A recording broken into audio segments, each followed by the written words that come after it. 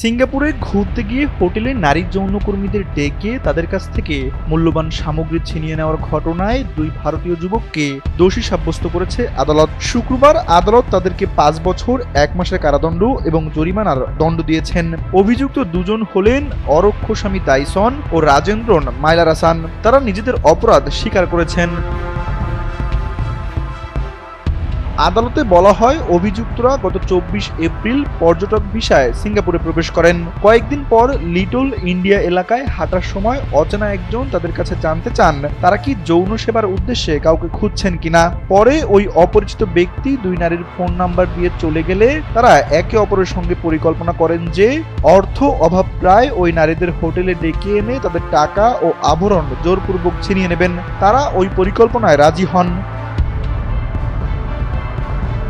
সেদিন সন্ধ্যায় প্রথম নারীকে একটি হোটেলে ডেকে এনে রুমে তার হাত পা বেঁধে নিলে অভিযুক্তরা তার সোনার গহনা, নগদ ২,০০০ সিঙ্গাপুর ডলার, পাসপোর্ট এবং ব্যাংক কার্ড কেটে নিয়ে যান। রাত ১১টার দিকে দ্বিতীয় নারীকে হোটেলে ডেকে এনে একইভাবে তার কাছ থেকেও জিনিসপত্র ছিনিয়ে নেয় তারা। দ্বিতীয় ব্যক্তিকে চিৎকারে বাধা দিতে মুখে কাপড় চাপা দেওয়ার মতো কৌশলও গ্রহণ করা হয়। তার কাছ থেকে ৮০০ সিঙ্গাপুর ডলার, ২টি মোবাইল ফোন এবং পাসপোর্ট ছিনিয়ে নেওয়া হয়। পরে তারা ওই নারীকে হোটেল ত্যাগ না করতে হুমকি দিতে থাকেন। পরদিন দ্বিতীয় নারী এই ঘটনার বিষয়ে আরেক ব্যক্তিকে জানান।